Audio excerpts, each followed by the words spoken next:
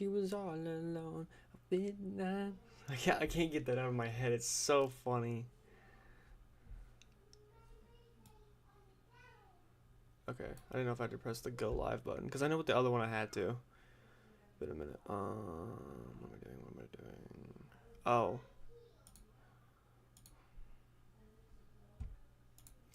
Me bamba.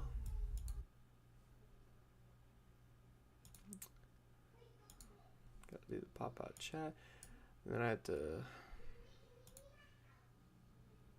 copy URL. Properties. Select all. Bam.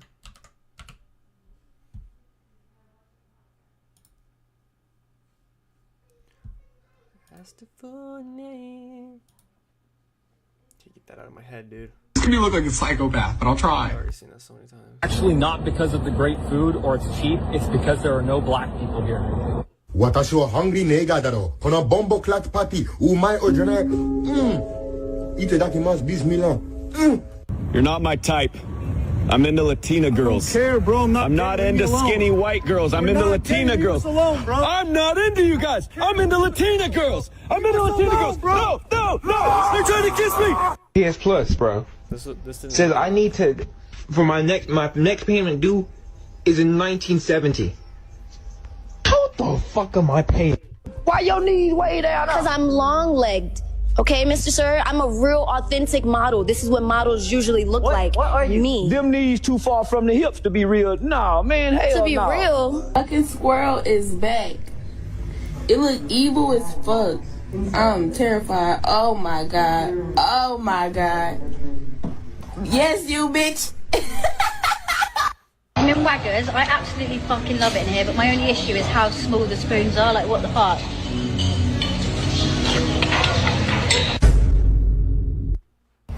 Watch out, I got it. No, it's okay, I'll get it. No, wait! We'll use the power of friendship. Oh, shit, yo! I don't even know if I can say this, and y'all gonna laugh at me. I'm not gonna laugh at you. I promise you we're not gonna laugh. When I grew up, right, and I remember. Y'all funny as hell. Y'all in the comments talking about my throat, bro. Some of the comments, funny as fuck, bro. Some of y'all, I appreciate y'all, you feel me? The Halo gang and all that, I fuck with that. Can't tell whether I'm more impressed about the hair. What is your mission, vision, and problem, please? Talk, please. I have a confession. I am a Christian, but I'm gay. Hey! I'd love to sit here and chit-chat with you. I gotta go. Ooh! Tyrant! Did you just fall? Yo, I just got the new lightsabers. We're gonna test them out with a quick little fight. I got the blue one right here, and God damn it. What the fuck was that about, huh? What's up, you fat pig? What, you don't see where you're fucking going? I wasn't even driving. Don't shut the fuck up, you fucking piece of bacon! Why'd I get picked up? Shoot the queen.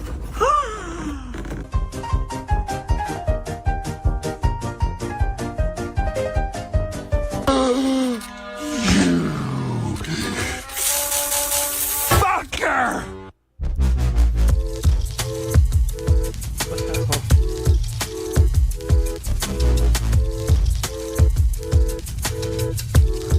I'm sorry, he punched me first. I told him to leave me the fuck alone. Hang on. Hang on.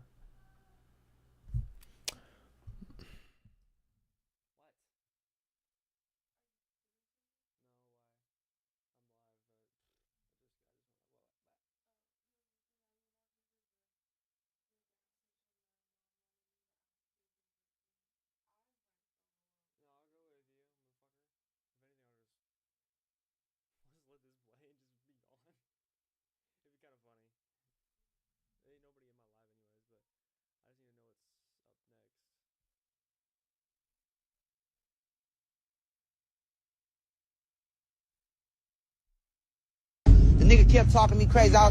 This dude right there, I told him to leave me alone, man. He kept talking me crazy, and I punched his ass. I'm sorry. I don't think we're here for you. Oh, okay, I'm sorry. My bad. Sorry. Why does this fit you so well? What's up, bro? Chat, mask or no mask? Chat, mask or no mask? No difference? That's crazy. Oh! Most used app on your phone. Oh, the podcast. Sure. Podcast. One more time with the gesture, please. It's CBS. We have to blur that, I think. What podcast are you listening to? And send me some links. Okay. In, but your life does not. Oh my God. Oh my God. Bruh. We gonna keep this? Nigga. I can't even reach it, bro. This is the most bombed country in the world. Bombakla.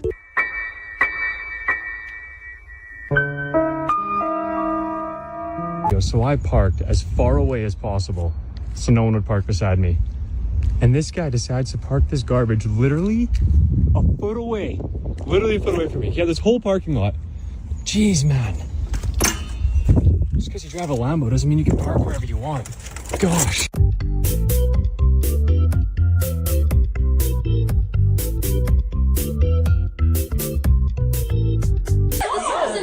So many. How many souls are there right now? There's 65,000 souls. Wow, there's got to be someone in there for you. 90% of them are niggas. How do you? What is that? Niggas? No.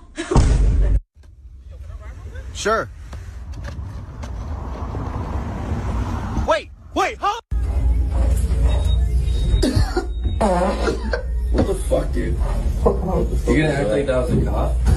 Sorry. No, seriously, get up. Listen. All you gotta do is ball them up to here. Make the weight line right here. What's that real deal? Cause you gonna fade that. Bro, you gotta ball this right here. Yeah. No lower than that. Yeah. This a real deal. I ain't gonna let him off. Hair guy exclusive. This shit finna be real transformation. We're just trying to spread awareness and positivity to this world. You know, there's a lot of things going on in 2023. We just have a little... No, that's a microwave. So basically, we're trying to ban fried chicken, watermelon, Kool-Aid, and rappers. Shit, I hate black people. Why'd you sign so quick? Bro, you gotta get rid of us.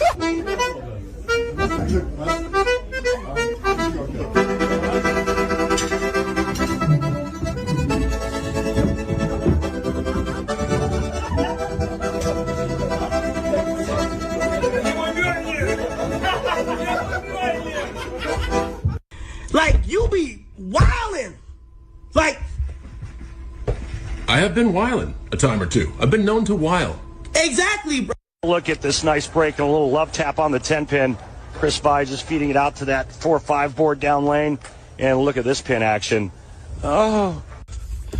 Mike was on, my boy. Oh, what the fuck is that? Ah! Ah! Damn. No, don't damn, bro. Dice gracias en japonés. Gracias.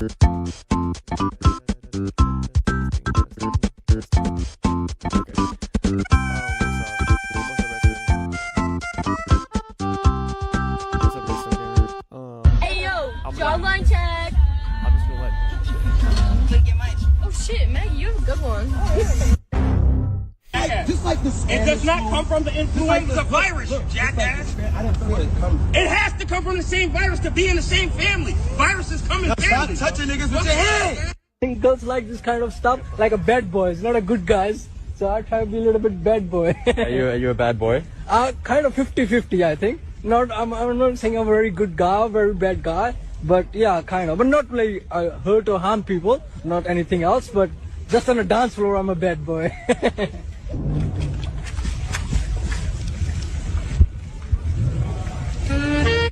Hello? Mom, I'm getting arrested. I'm sorry. What? Sorry. I'm getting arrested, Mom. Why? I'm sorry. Dude, you gotta stop that. I'm sorry. Possession.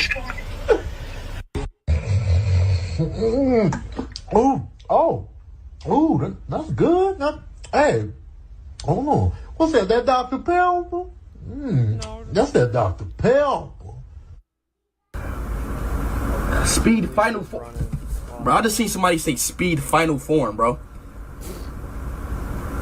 Nothing changed, bro. Shut the fuck up, Chad. Did I beat him?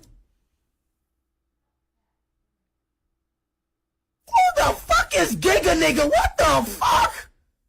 Okay, dame un grr. Okay. Dame un grr. Okay. Un grr. Okay. Un grr. Yeah, stop doing those things. You know, sugar really just like gay salt. Shit's sweet. I see what you're saying, though. When you taste salt, right? It's like bitter, though. It's like a you man up. Like it's like a, you know what I'm talking about? Mm-hmm. You get stiff, like you like damn. Straighten up. Pop to get right. But when you taste the sugar and it's like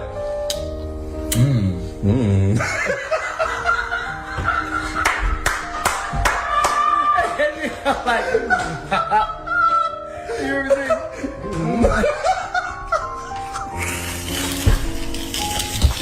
And that's probably where the phrase comes from. You got a little sugar in your tank. See, I didn't never think about it. I didn't think about that. Yeah, let's start thinking about the origin of this shit, bro. Right in your face, right in bro. your face. Let's go! Mr. Beast donated $1.99 through Super Chat. Big Black Monkey Boy, Big Mr. Beast! What you say? What you say? I said, whoever threw that paper, your mom's a hoe. Attracted to high schoolers. I'm not attracted to high schoolers. I'm not. I was attracted to high schoolers. Wait! Okay, I was attracted to high schoolers. Wait, no! Okay, no, wait, we're not doing this. I was attracted to high schoolers. I ain't gonna lie, bro. We might whoop your ass if you do that again. You want to see a magic trick? Look. Bruh, why is you grabbing my chicken, bro? No, bro, I don't. Hey, you fat bitch. Change at 6-7 with Oregon and Ole Miss swapping spots. How much of an impact potentially could it be on Ole Miss if it's determined they don't have their head coach in the field?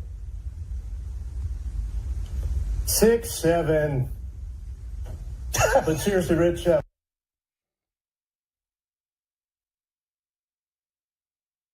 This used to be a dream high-end gaming PC. When it first came out, it cost around $1,000. Today, systems like this usually sell on the used market for about $300 to $400. The problem is, even that price is still a bit too much for me. So instead of buying a fully working machine, I decided to take a much riskier route. I bought a broken one for roughly half the price. Now, if you've ever browsed sites like eBay or Facebook Marketplace, you'll know they're full of used computers being sold for surprisingly cheap. But where there are great deals, there are also plenty of scams. And this time, I decided to take the gamble. I spent $200 on this mysterious gaming PC. Now, the big question is, what hardware is actually inside this thing? And more importantly, did I just get scammed? Thankfully, when I opened the box, there was actually a PC inside and not something completely random. They even included a power cable, which I'm hoping I'll get to use once this machine is up and running. However, one thing immediately caught my attention. The seller didn't use any bubble wrap or protective padding, neither inside the box nor outside. So honestly, I have no idea what this computer might have gone through during shipping. Hopefully it survived the journey, and luckily it looks like it did. The case appears to be completely intact, with no cracks or visible damage. Wow, this thing is actually pretty big. From the outside, nothing seems particularly concerning. In fact, it looks surprisingly clean and well maintained. It almost feels like someone wiped it down right before shipping it to me. But before opening it up, I want to see what kind of problem we're dealing with. So let's plug in the power cable and try turning it on. And yeah, that's not good. The system doesn't respond at all, not even for a second. No lights, no fans, nothing. It's completely silent, no matter how hard I wish it would come to life. All right then. Let's remove the side panel and take a look inside to see what's going on. The first thing I notice is the power supply. It's a 600-watt unit from Cooler Master. And right next to it, we have a graphics card from Gigabyte. And this is actually NVIDIA GeForce GTX 1070 with 8 gigabytes of VRAM, which is pretty crazy because about 10 years ago, this was considered a high-end GPU. For many gamers back then, owning a card like this was an absolute dream. The motherboard inside is an ASRock B365M, which supports 8th and 9th generation Intel processors. The system is also equipped with a 500GB NVMe M.2, which is actually a pretty nice bonus. As for memory, it has two 8GB sticks of RAM. giving the system a total of 16 gigabytes. If these parts are still working properly, I've probably already recovered about half of the $200 I spent on this machine. The good news is that RAM and CPU are usually the least likely components to fail, so there's a decent chance they're still fine. Now let's remove the air cooler and take a look at the processor inside. My guess is that it's probably an 8th generation chip. And wow, I was right. It's an Intel Core i5-8400. But right now, the system won't power on at all. My first suspicion is the power supply, so I'm going to start troubleshooting the traditional way, testing the components one by one. First, I'll remove the GPU and try powering the system with just the CPU and RAM installed. That should make it easier to narrow down the problem, and as you can see, nothing happens. The system still refuses to start. So I'll move on to a test I usually do when diagnosing a dead PC. Oh no, this isn't good. It looks like the power supply is completely dead. When I try to jumpstart it directly, there's almost no response at all. At this point, I'm not even going to attempt repairing it. My knowledge of PSU repair is basically zero. Instead, I'll grab another power supply and see if the rest of the components are still alive. But unfortunately, the bad luck continues. Even with another power supply, the system still doesn't show any signs of life. Now I'm starting to worry that something else might be wrong. To investigate further, I'll try installing a different CPU into the system. This should help confirm whether the issue is coming from the processor or the motherboard. And still nothing. No power, no activity, absolutely no signs that the system wants to start. At this point, the motherboard is becoming the main suspect. So I decided to remove it from the case and take a closer look. And that's when I noticed something unusual. Near the CPU cooler mounting area, there's a visible scratch or damage on the motherboard. I honestly have no idea how this happened. Part of me is wondering if it could have been caused by a screwdriver slipping while installing the cooler. It's actually easier to do than you might think, especially if you're tightening screws and your hand slips. That kind of mistake is pretty common, particularly for beginners. But with damage this severe, I'm afraid this motherboard might be beyond saving. And realistically, it probably shouldn't be on the used market anymore. Alright, so the next step is to install all the remaining components onto another motherboard to see if they're still working. At this point, I'm really hoping my $200 gamble doesn't turn into a complete loss. And oh my god, the PC actually powers on. That's already a huge relief, but unfortunately, we're not out of the woods yet. The system still isn't displaying anything on the screen, even though the graphics card is installed. That makes me wonder, could the GPU also be broken? Wait a second. Looking at the debug LED on the motherboard, it's actually indicating a RAM issue. Alright, so the first thing I'll try is cleaning the memory contacts and reinstalling the modules. After putting them back in, still nothing. The system refuses to display anything, and the motherboard continues to report a memory error. So now I'm going to test the RAM one stick at a time. First, I removed one module and tried booting the system with just a single stick installed. And success! The system posts normally, but when I switch to the other stick and test it by itself, the system freezes again. So it looks like that module is definitely faulty, which means, in the end, only one RAM stick is still usable. But the investigation isn't over yet. We still need to test the remaining components, especially the graphics card and the storage drive. So first, let's take a look at what's inside this SSD. Who knows, maybe there's a hidden Bitcoin wallet in there. That would be amazing. As I mentioned earlier, the drive has 500 gigabytes of storage. Now I'm going to check its health, and yeah, that's not great. The drive health is sitting at about 58%. That's definitely not ideal for long-term use because drives at this level can sometimes fail unexpectedly at any moment.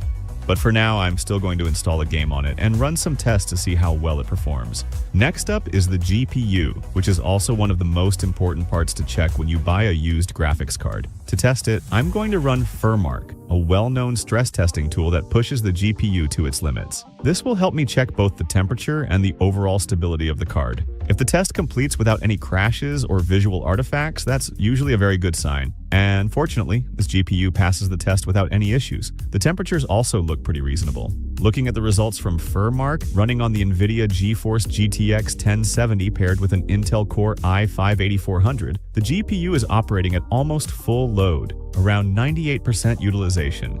The temperature stays between 60 and 68 degrees Celsius, with a hotspot reaching roughly 70 to 76 degrees Celsius, which is perfectly acceptable. At 1080p resolution, the benchmark produces around 80 to 85 frames per second, showing that the card is still performing very well and the cooling system is working properly. To make sure the remaining components are still working properly, I'm going to test them with a few games.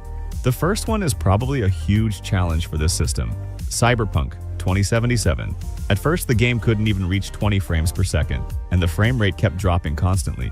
Then I realized, oh wait, I accidentally left the settings on high. Alright, let's lower it to medium and see what happens. Now the performance improves quite a bit. The frame rate can reach around 50 frames per second. But the real limitation here isn't the CPU, it's actually the RAM, since the system is currently running with only 8 gigabytes. So I decided to install another 8 gigabyte stick and see if that makes a difference. And interestingly, the frame rate increased by about 30 frames per second, and the game feels much more stable compared to running with only 8 gigabytes. Next, I wanted to test the GPU, so I launched Minecraft. With shaders enabled, the frame rate stays around 70 frames per second while flying, and when moving around on the ground, it can reach up to 90 frames per second. Finally, let's test the CPU performance with Fortnite. Here, the frame rate stays around 100 frames per second most of the time, but it looks like the CPU is starting to bottleneck the system, preventing the GPU from reaching its full potential. Because of that, the frame rate sometimes becomes a little unstable. So, to sum everything up, considering that I bought a broken PC with 3 major failed components, the power supply, the motherboard, and 1 stick of RAM, the situation honestly isn't as bad as it could have been. However, when you remember that I paid $200 for the system, not even counting the shipping cost, well, it's not exactly a great deal either. That said, I didn't lose too much money. Just the graphics card alone is worth about $100 on the used market, which already recovers a big part of what I spent. And the most important thing is, I didn't get scammed. So overall, I'd say this risky purchase could have gone a lot worse. Alright, that's it for today. I hope you enjoyed the video, and I wish you a great day ahead. Here we go. Another painful video for my wallet. Buying a used PC from eBay is a real gamble. According to the seller, this system was untested, which basically means anything could happen. I might have gotten scammed, but if I can actually get this thing working, this could turn into an insanely good deal. Yeah, I'll admit it. I'm a little nervous, but this is the kind of risk I live for. This is the part of the job I actually love. So let's stop talking, open this massive box, and see what's hiding inside.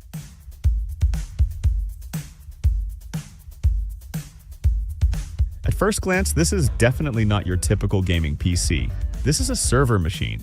And the reason is obvious. We've got 2 CPU, 2 liquid coolers that honestly look insanely cool, and a motherboard packed with RAM slots and PCIe X 8 lanes everywhere. Alright, I'm not going to hype this thing up too much just yet, because none of that matters if it doesn't even turn on. So let's plug it in and hope for the best. And of course, nothing. No lights, no fans. It's so quiet it feels like my house just ran out of electricity. Yeah, things never go smoothly for me. So now it's time to start troubleshooting, one part at a time. And in situations like this, there's always one suspect I check first, the power supply. Testing it is pretty straightforward. And if you've watched this channel long enough, I don't even need to explain how. And somehow, it still works, which honestly feels like a small miracle. Alright, let's plug it back into the motherboard and try again. Fingers crossed, hopefully this thing comes back to life. Oh my god, it's alive. You can actually see the motherboard lighting up. Signs of life finally. But what I was really waiting for was a display signal. And after sitting there for a while, nothing. Then suddenly, the system just shuts itself off. What kind of error is this? Honestly, I don't have much experience working with server motherboards, so my troubleshooting instincts here are pretty limited. Still, I'm not giving up that easily. I start by stripping the system down, removing the GPU, unplugging all USB devices, basically eliminating anything external that could cause issues. Next, I take off both CPU coolers to check if the processors are still alive. After that, I pull out the RAM, clean the slots and the contacts, and then try booting it up again. And sure enough, it powers on like normal. Lights, fans, everything looks fine. But no matter what I do, the problem doesn't go away. At this point, it's pretty clear that this isn't something I can fix with a simple cleanup anymore. This issue runs deeper than dust and loose connections. At this point, it was clear I needed to take things much deeper. So the next step was to pull the CPUs and test them individually. Inside, we're dealing with Xeon E5-2678V3 processors. To make sure they were actually healthy, I tested each one on a different motherboard. The first CPU works perfectly. Alright, onto the second one. And same result, fully functional. At this point, it's pretty obvious that CPUs are incredibly hard to kill. I even tried swapping in a different RAM kit, but that didn't change anything either. So now, all signs are pointing toward the motherboard as the main suspect. To eliminate as many variables as possible, I dropped the system down to a minimum configuration. Just one CPU in socket 1 and one stick of RAM in the A1 slot. The goal here is simple: remove any chance of component conflicts or cross-hardware issues, and see if the system can finally behave normally. But no, the behavior stayed exactly the same. It powers on, shuts off, repeats. No display, no post, no change at all. At this point, the feeling wasn't frustration anymore, it was helplessness. From a hardware perspective, I had tested almost everything that could be tested. Every single component worked perfectly fine in a different system. So when there was nothing left to suspect physically, I started looking for answers in the only place left: online. After hours of reading documentation and digging through technical forums, I finally came across a case that almost perfectly matched what I was dealing with. Same symptoms, same power cycling behavior, same dead silence on screen. And they all came to the same conclusion. The problem wasn't the hardware, it was the firmware. The solution? BIOS recovery? It sounds simple, but in this situation it made terrifyingly good sense. If the motherboard still had power and was still responding, there was a good chance the BIOS was corrupted, stuck in a state where it simply couldn't boot. So I decided to try it. I prepared a USB drive with the correct BIOS file and switched the motherboard into recovery mode. Quick note before we continue: this step involves a lot of details and potential risk that I simply can't cover fully due to time limits. If you're planning to try something like this yourself, please do your research carefully, or even better, consult someone with real experience before attempting it. At this point, this was my last real shot, and then, oh my god, it worked. The system finally posted and went straight into the BIOS, and that's when it really hit me.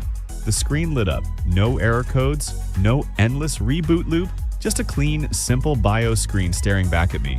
I'm not exaggerating, I just sat there for a moment, staring at it, almost afraid to breathe. Alright, now it was time to put everything back together. I reinstalled the second CPU and the remaining RAM, hoping the system would finally behave like a normal machine. And thankfully, it did.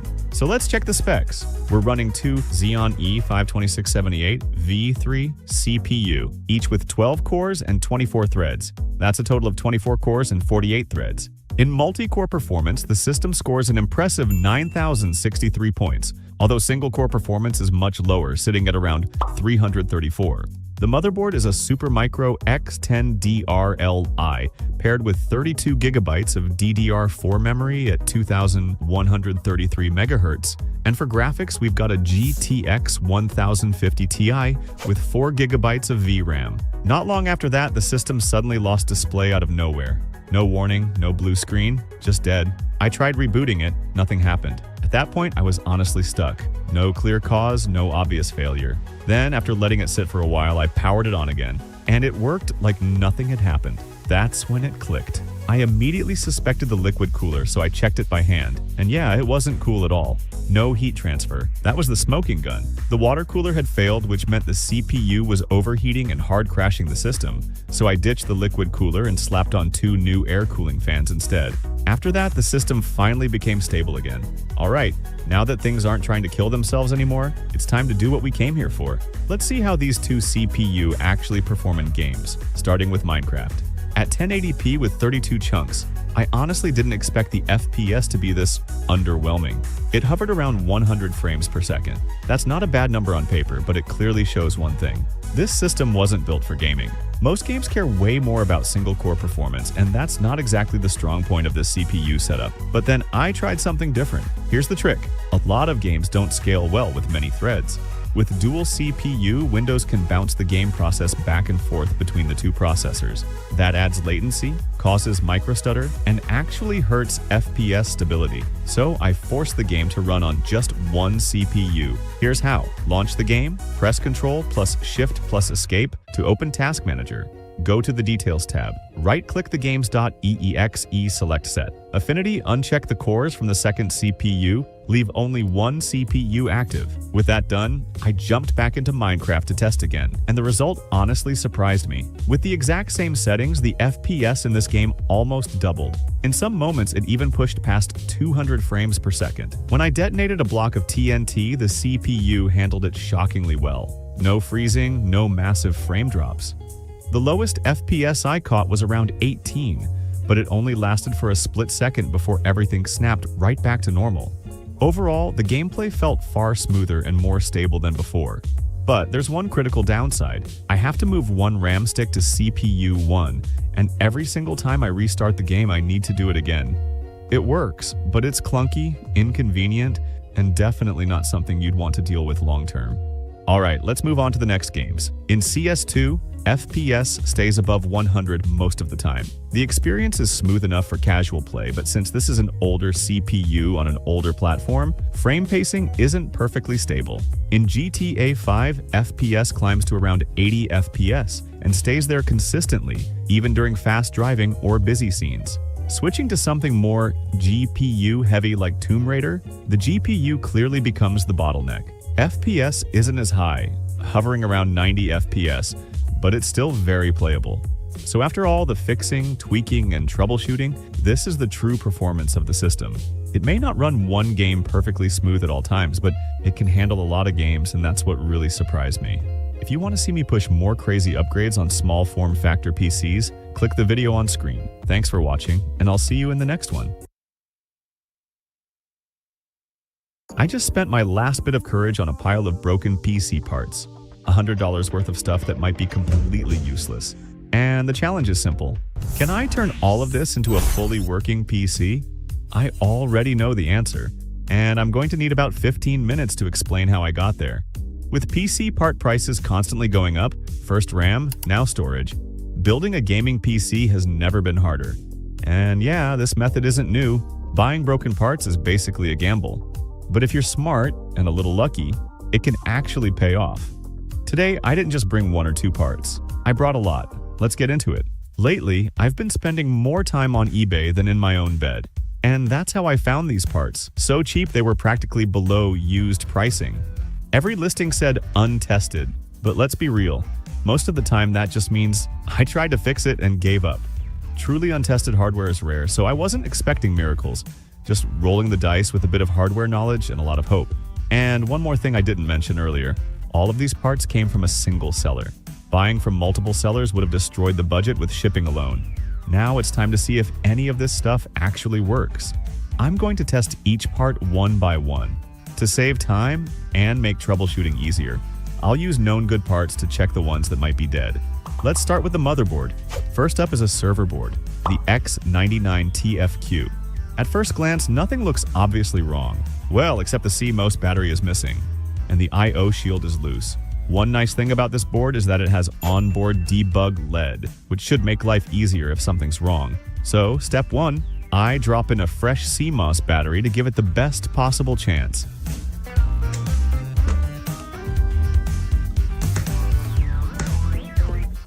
I hit the power button, and right away the debug LED stops at FF. Checking the error code table that usually points to a CPU issue, or possibly a BIOS problem. Most of the time, this happens when the CPU isn't getting power, so I double-check all the power connections, reseat the CPU, move the RAM around, and make sure everything is installed correctly.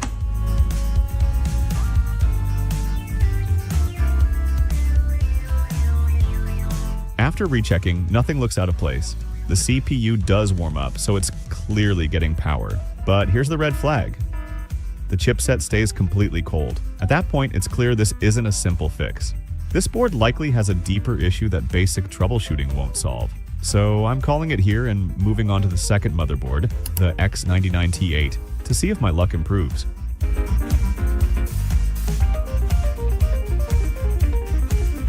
Alright, let's power it on and see what happens.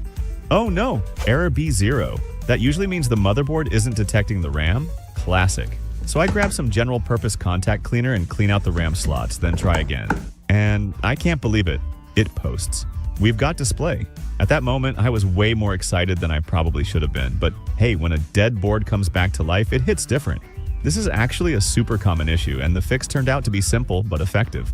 To be safe, I plug in a hard drive and boot it like a normal system, just to make sure nothing sketchy is hiding under the surface. And yep, it boots straight into Windows. A quick check in CPU-Z confirms it. This is indeed the X99T8. Honestly, this feels like a straight-up win. A legit motherboard rescued from the dead pile? Alright, I'll set this one aside for now and move on to the next board, an H81. I'm going to test this one a bit faster because there are still a lot of parts left to go through. Unfortunately, this one gives me nothing. No fan spin, no signs of life, no response at all. This one's a dead end, and sometimes that's just how it goes. Alright, moving on to the next motherboard, the H110. At first glance, it's not pretty. The metal parts are heavily rusted, and when I open the socket, yeah, a few pins are bent. Before even thinking about powering it on, I carefully nudge those pins back into place and get everything as close to ideal conditions as possible. Moment of truth, power on. On the first boot, the board powers up but keeps cutting in and out. Not a great sign. I swap the RAM to a different slot. Same result. At this point, I'm thinking, yeah, this one's probably done. But then I try a different RAM stick. And no way. It posts. We've got display. Turns out this board is just extremely picky about RAM. I boot into Windows, check CPU-Z, and sure enough, it's a legit H110 motherboard. So yeah, luck strikes again. That makes 2 working boards out of 4 so far, and honestly, I'll take that win. Alright, moving on to CPU testing. I've got 4 CPU here, so to save time, I clean all the contact surfaces first before testing anything. First up, Xeon E5 2686V4.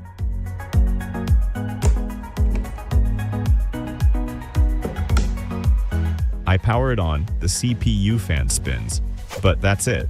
No display, no keyboard lights, no signs of life. Dead. I move on. Next is the Xeon E5 2680V4. Same story. Fan spins, nothing else happened. At this point, it's pretty clear both Xeons are done. CPU repair isn't really realistic anyway. When a CPU dies, it usually dies internally, and the success rate is basically 0. So I switch to the third CPU, Core i3 4130. This time I get 3 beeps from the speaker. That usually points to RAM or CPU issues. I reseat the RAM, try different slots. No luck, still won't boot. Last CPU, a Xeon E3, same socket as the H110 board I just revived. I drop it in,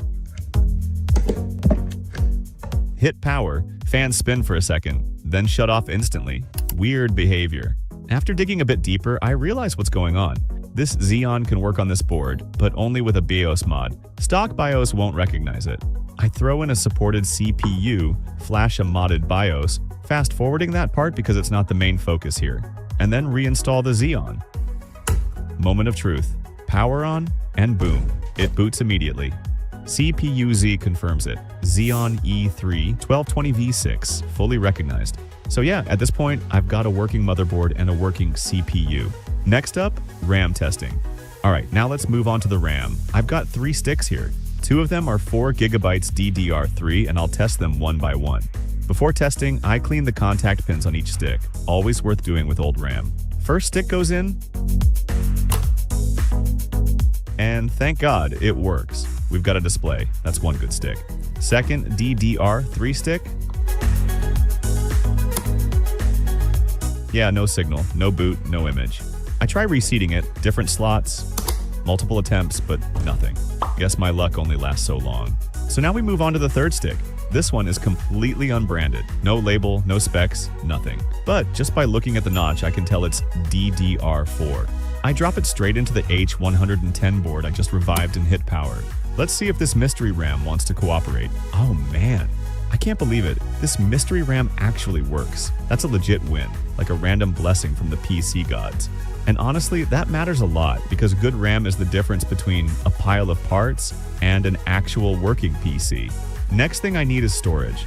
I've got 4 Samsung drives here, so I fire up Crystal Disk Info to check their health. Drive 1, 1% health. That's not kinda worn, that's call your family, it's time. Instant e-waste. Drive 2, please be better. Nope, also 1%. Back-to-back heartbreak. All right, drive 3. Come on.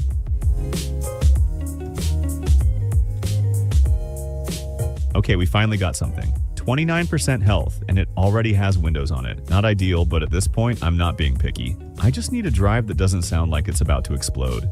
I boot into Windows and use it normally, and surprisingly, it feels fine. No weird freezes, no instant crashes, so I'm gonna set this one aside as the usable for now drive. Then I try the last drive, hoping for a miracle.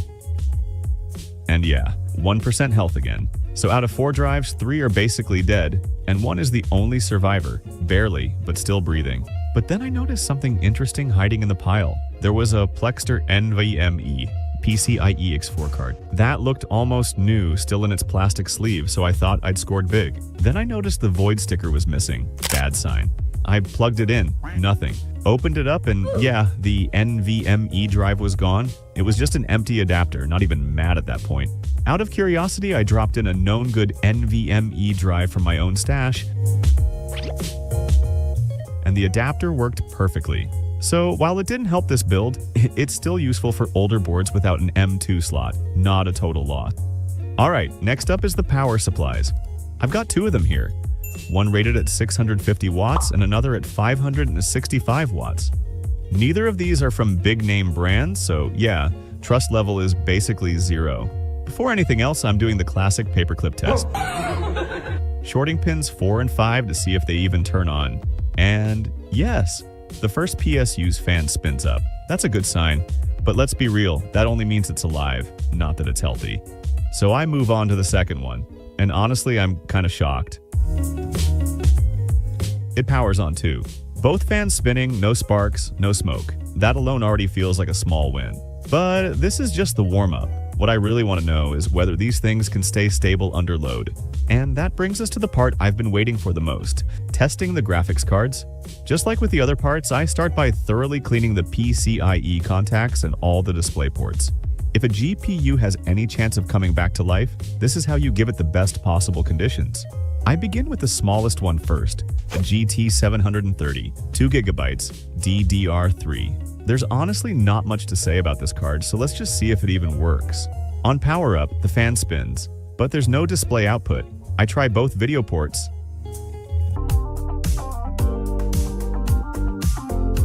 Same result, no signal. Alright, moving on. Next up, GTX 1050 Ti 4GB. Okay, this is where I actually start to care.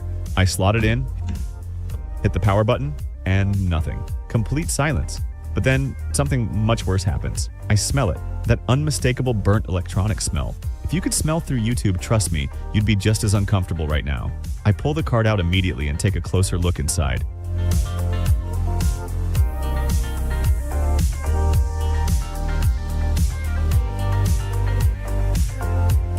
Yeah, this one's done. Some components clearly blew before it even reached me. Honestly, I'm just glad it didn't happen on my test bench. This card is beyond saving.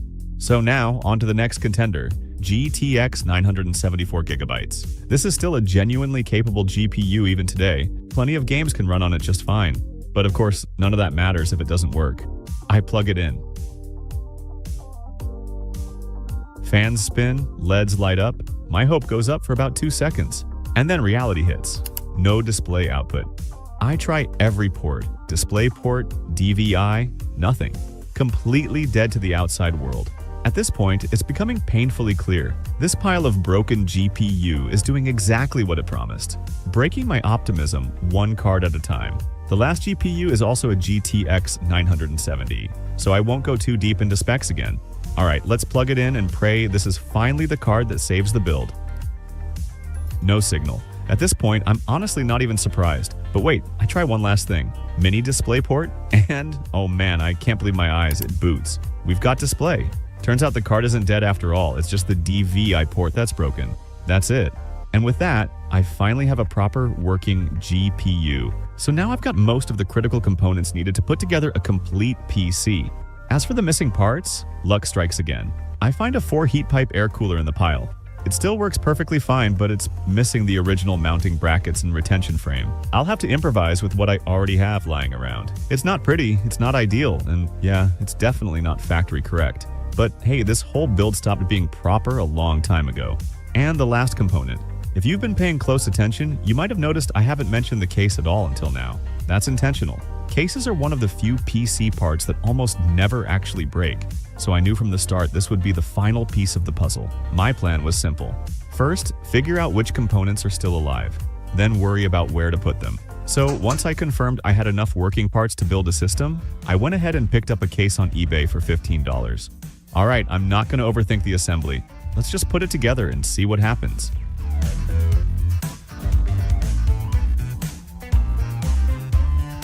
And finally, this is the end result. It's not pretty. Airflow is basically a suggestion, but that was never the goal. The real question is, does it work? Hit the power button. And oh my god, it boots on the first try.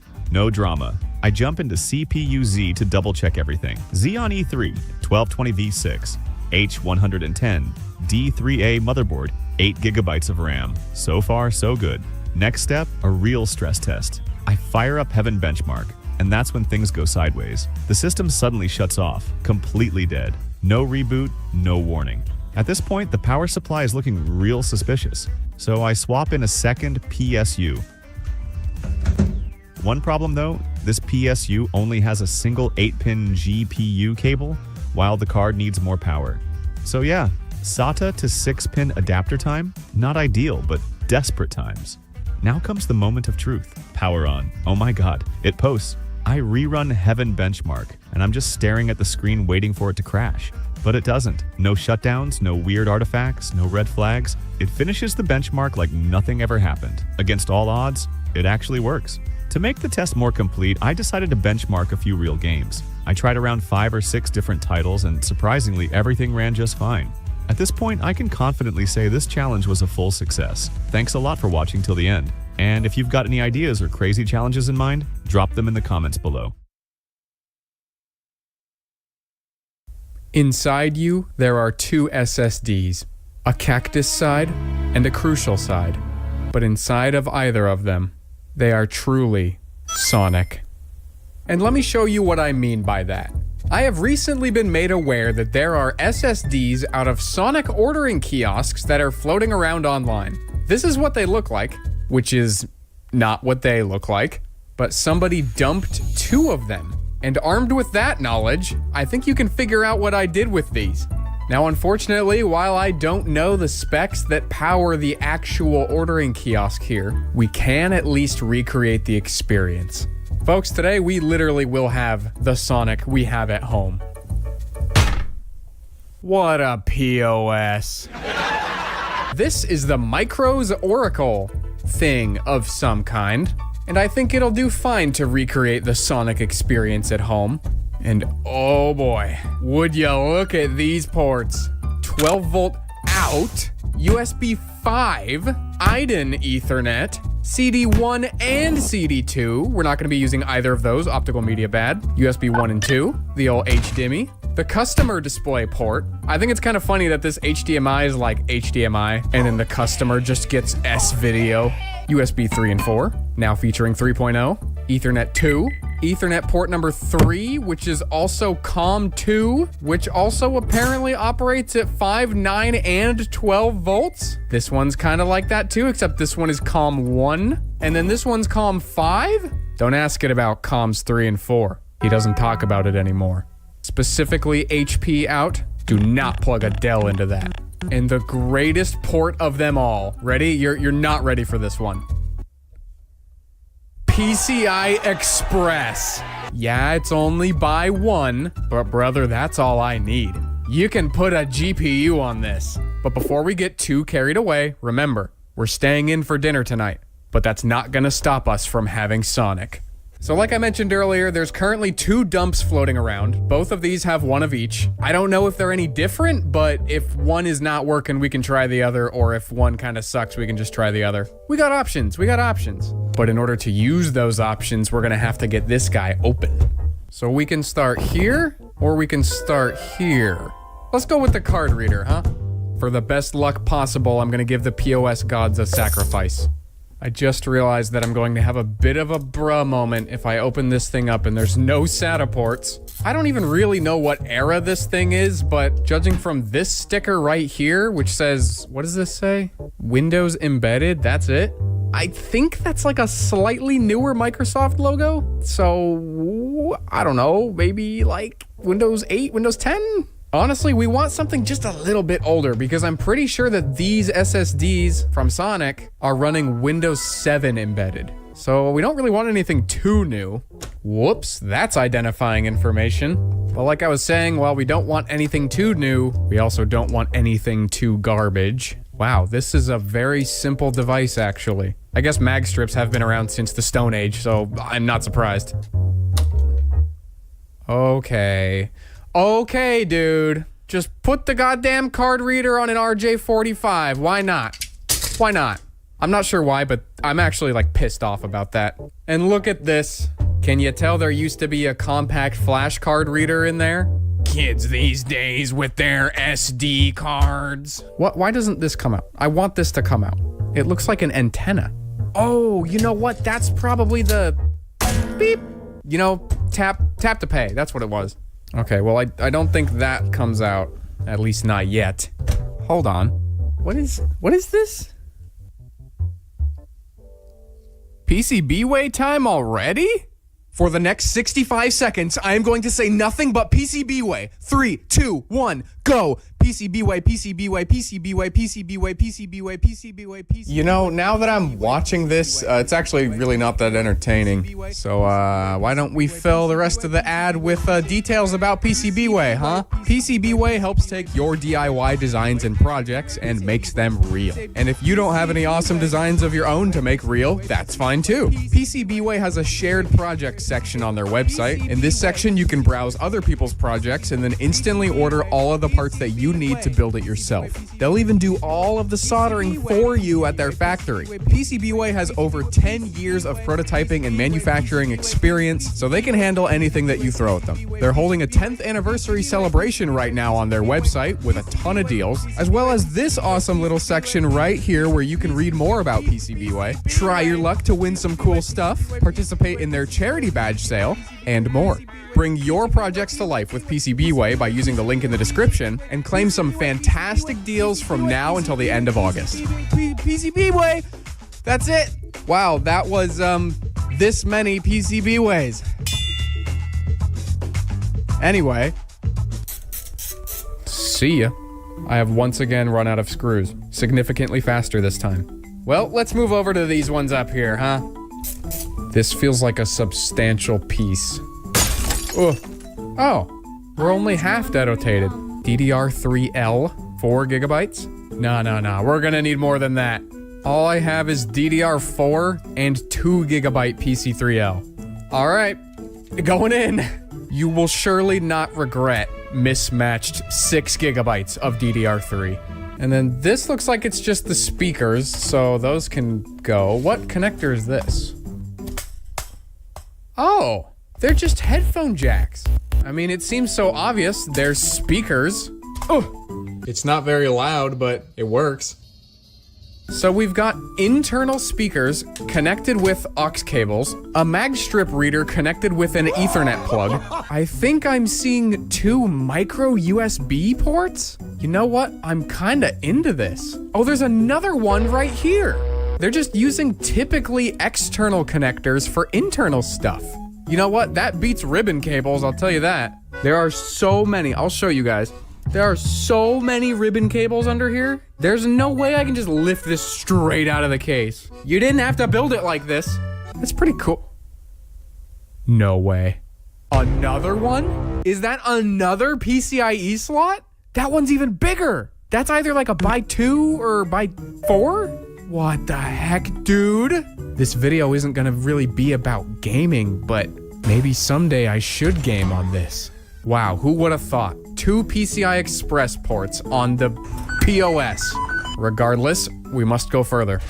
Oh, if you've been waiting for a proper model number, it looks like this is a Micros Workstation 6. I think this is it. Oh, here she comes. What's inside? The soon-to-be a Sonic ordering menu, which is actually a Micros Workstation 6.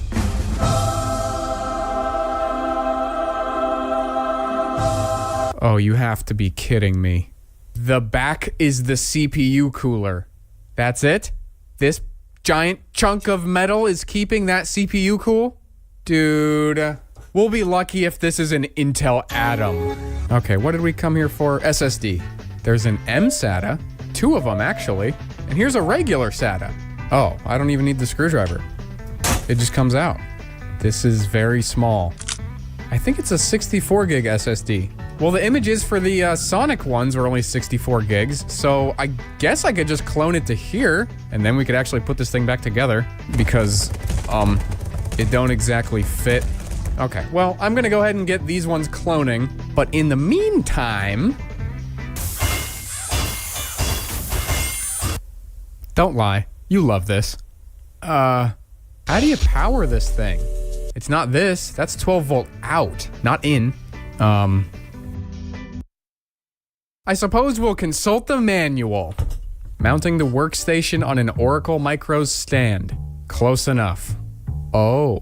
It looks to me that there is a AC adapter in the stand for this, which is not something I own. You stick it in the stand, but how is it powered? Oh, that is... What? I think this giant cable has it going into our PCIe slot? Oh man, they probably just used a PCIe slot, but it's not actually PCIe. That means if we tried to plug a graphics card into this thing, it would probably just blow it up. So good thing we read this. That is super ultra not helpful though, because I don't have that stand. All right, guess we're doing this my way. So here's our power jack, also known as PCI Express. Look at these rusty buttons. What's the deal? Why are they so rusty? Why is this got like a rubber thing on it? So many mysteries. Okay. Oh boy. I'm really not sure about this one. Nothing is screaming at me on this side as to where I should put my plus and minus voltage. Let's take a look around the back. Oh boy. My confidence is real low on this one. So this little array of pins here, these are our PCIe/power slot. You can see a region here where it's grouping off some of them, and then the other ones are kind of on this region. And then there's kind of slightly bigger pins up top and on the bottom here. Oh, I don't like this, but I think I'm gonna try and see if one of these regions is ground and one of them is 12 volts and hope I'm not wrong. So we'll check for ground first by sticking it on the outside of this port. So if we touch that over here, we get nothing. If we touch it to these ones, we get quite a bit of something. Okay, so these ones should just be ground. And now I don't know if this is how this works, but this is the 12 volt out over here, these pins. I'm gonna touch it to that and then touch over here. Okay, so I may be extremely wrong about this and I may blow this up, but since the 12 volt out has ground and since it also just has 12 volts, I think I can just plug 12 volts into the 12 volt out and it will power this. I think. We've got our 12 volt AC adapter. We've got our motherboard and heatsink reinstalled. Let's see what she do. I was totally right. Wow, that was pretty easy. I thought I was gonna have to cause far more irreparable harm than that. That was downright reparable harm. I don't know where this blue screen is coming from though, because I didn't plug the SSD back in. What storage media is that? Interesting. Well, I'm sick of continuously taking the cover on and off, so that mystery is going to remain unsolved for now. I would like to plug our SSD back in though. Plug in a little bit of dirty cherry keyboard. Let's take some orders. For the sake of visibility, actually, I'm gonna move the keyboard and then turn the lights off. All right, let's see if we can't get to the BIOS, huh? Ooh, system info. Oh, what do you know? It is an Atom. E3827. Thank God the speed of this can be measured in gigahertz. There's our wonderful mismatched RAM. Both of them downclocked to 1333. 1333, more like okay with me. So we have UEFI and Legacy, I think. Let's see if I turn this off. Oh, well now I can't do either. Well, hopefully the Sonic terminals are using UEFI. What? Fuck it, Android in the BIOS. So here's our SSD. There we go. All right, we are number 1. Save. Nope. I got a feeling that we need to be booting Legacy. There is very likely a secure boot thing stopping us from doing that. Well, no, secure boot activation disabled. Oh, hey, look at this. You can have EFI defaults or Legacy defaults. Let's load Legacy defaults. Exit saving changes. Oh, that's a new screen. But it landed us back here. That's fine. I think we need to go change the boot order again. Wait, where did our SSD go? It was literally just here. Did something get weird with the SSD? It's not this, right? No, definitely not. It says this is on eMMC card. I think I might have missed like a micro SD card or maybe just like an onboard eMMC chip or something. I just don't know what's going on. EFI defaults, why not? Okay, what's going on? It can see it when I load the EFI defaults, but not in the Legacy defaults? What? I found it. Chipset SATA is disabled. We'll just re-enable that. Save and exit. There it is. We're either about to experience Sonic, or we're going to be experiencing more suffering. Come on, Sonic. Nope. I can feel it. I can feel the suffering in my bones. What's the problem?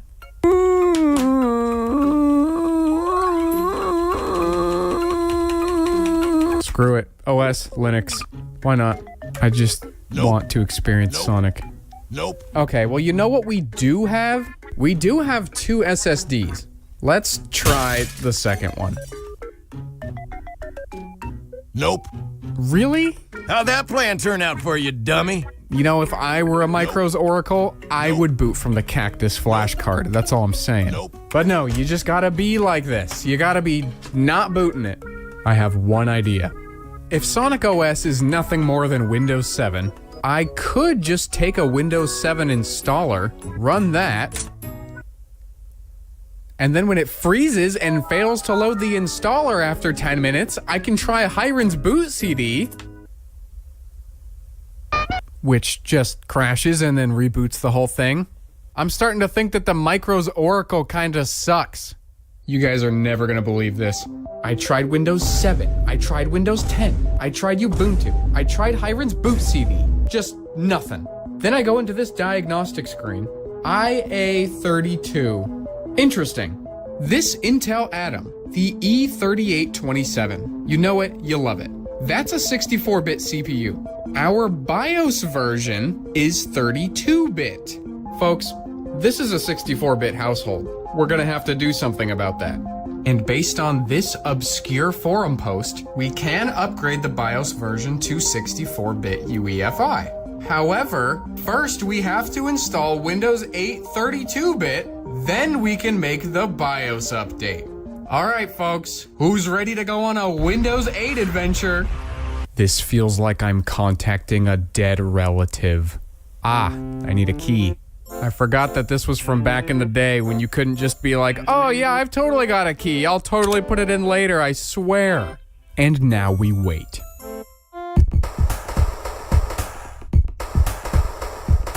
Now you'll have to excuse me for not wanting to go through the Windows 8 setup. Since all we really need to do is run a BIOS update, we're just gonna pop this guy into audit mode. That looks very weird. And then do what we gotta do. This tool will start flashing in 5 seconds. Oh, there it goes.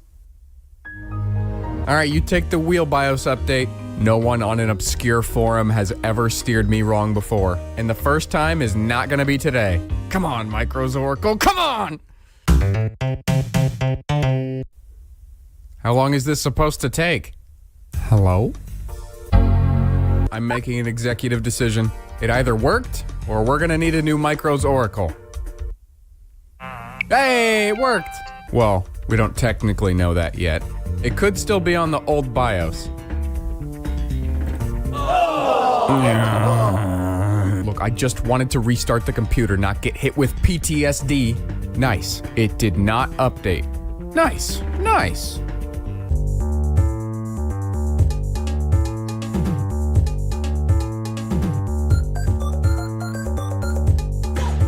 It wants me to have a .rom file, and I have a .cap file. But lucky for me, through the power of renaming the file, I now have a .rom. This sounds like a one-way ticket to corrupting the piss out of this BIOS, but you know what? Sometimes you gotta risk it for that Sonic-flavored biscuit. I don't even think Sonic sells biscuits. Objection! Flash. Oh, well, they put a stop to that pretty quick. No biscuit for us. Back again with some more stuff I found on a forum. This one is to flash Dell BIOSes, but it should work here too. They're both Phoenix BIOS. It'll be fine. And this one accepts cap. Something biscuit.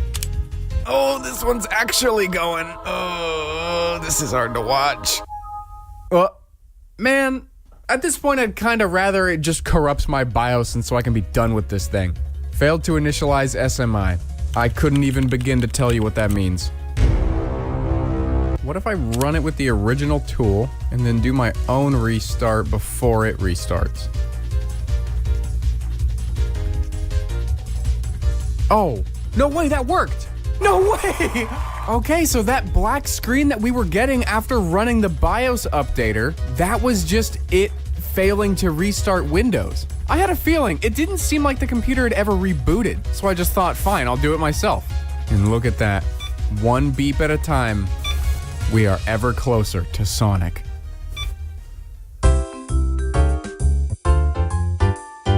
And now we have a 64-bit BIOS. Heck yeah, brother. Oh, also see that it only says 4 gigs of RAM. Yeah, somewhere along the way I ended up taking this 2 GB stick out. It was causing the Windows 8 installer to crash.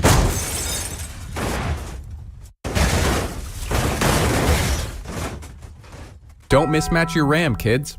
But now that we're here, the SSD is set to be the first boot device. Now we'll swap out our SSD with Windows 8 to our Sonic SSD.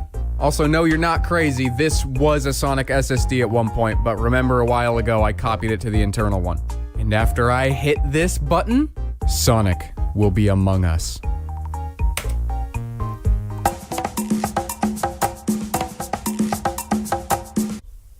It's never that easy. Alright, what now? So we're kinda just back stuck here again. We can do what I was trying to do earlier, and we can run the Windows 7 installer. Maybe not.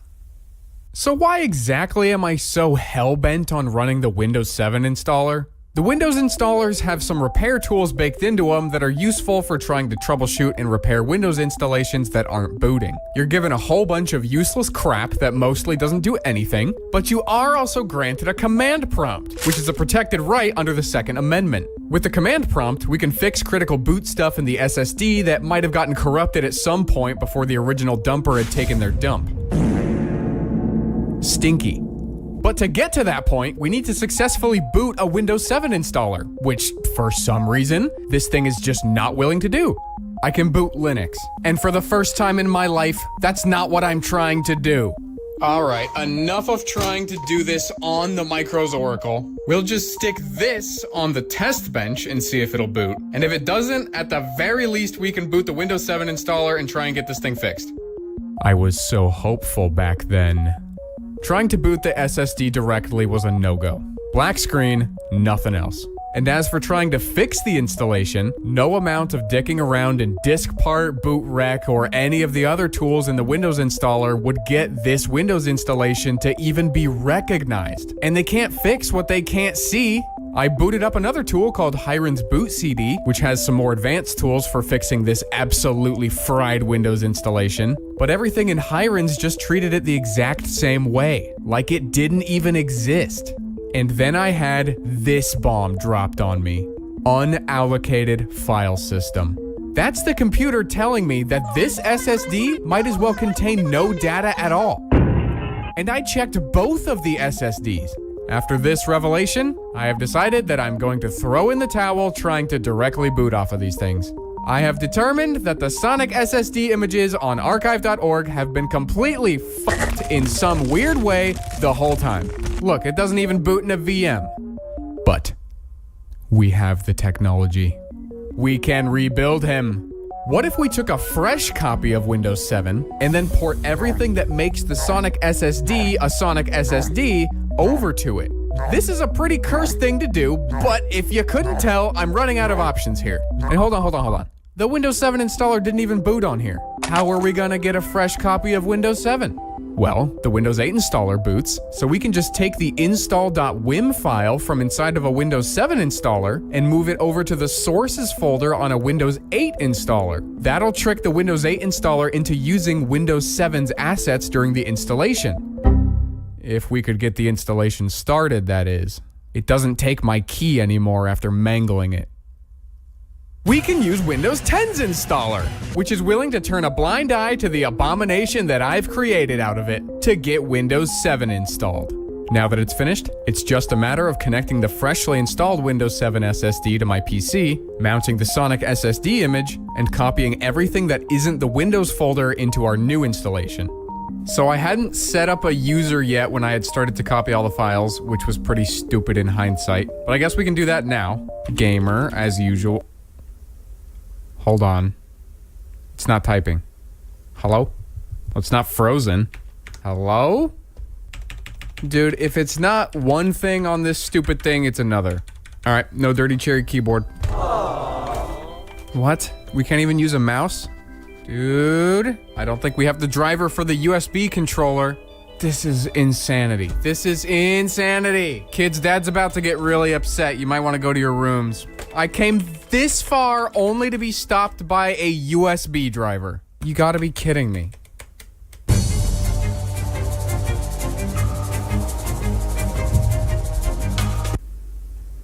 Welcome to Sonic. So here it is, my Windows 8 recreation of the Sonic SSD. Some things will not be completely accurate. As you can see, administrator and guest are just straight up missing their account pictures. But we'll start by diving right in to Sonic. Ma'am, look at that wallpaper. That's how you know it's real. We've got the official Sonic FileZilla. We've got the Intel HD graphics control panel, which I don't think works. Nope. And USB touchscreen control panel. Does that work? Whoa. Oh, it's like a calibration thing. Supporting, calling Sonic touchscreen support at 2 a.m. Scary. Anything fancy about this FileZilla? Oh, some of these things are gonna have to get changed a little bit from the differences between 32-bit and 64-bit. I believe the original version of the operating system was on 32-bit. I don't know, dude, I'm over it. I built my own Sonic, thank you very much. This just looks like FileZilla. Cool. Bye-bye. What do you say we go and peruse the C drive a little bit, huh? A whole bunch of crap in the root. Geez, Sonic, you gotta keep this place tidy. There's a lot going on under program files. This is the only one that I personally put here. That's so I can mount the disk image and pull stuff off of it. Everything else is all Sonic, including 7-zip. Sonic is not a WinRAR company. Program Files x86 is kind of just like Windows 8 stuff. The much more interesting folder, though, is the Sonic folder on C. I haven't opened this up yet, but I do believe from looking at these files earlier that in the bin folder, we have the stall folder, which has the versions folder, which has a lot of other folders. But inside each of these is a different version of the stall program. This is what you actually interface with when you pull up to a Sonic. And I'm gonna open it right now. Nice. What if we try a different one? Oh, wow, that actually worked. In theory? Oh. Commander in Beef! Hold on. Whoa, hold on. Let's go accept that. Oh my God, it's actually working. Copyright 2014? Oh, this is old. This is a decade-old Sonic menu. So what, do we just touch it? Nope. I got a bad feeling that we need to press that big red button, but we don't have a big red button. What if we just hit enter? No? Space? Okay, no keyboard key is doing it. Mouse click? No? Oh, come on, dude. Don't tell me we can't do this. What are the odds that it's like a controller? I would lose my mind if this worked. No. Okay, well, that is unfortunate. Sonic button library. Oh, dude, there's totally a way to do this. Oh, there's like, look at all these resources. Top of installed screen. There's like a whole nother application going on. I just got to figure out how to get to it. Kind of want to just open this. Install payment processor. Open. What does that do? To try and get the newer version to run, we're gonna shotgun fire all the VC redisks I have.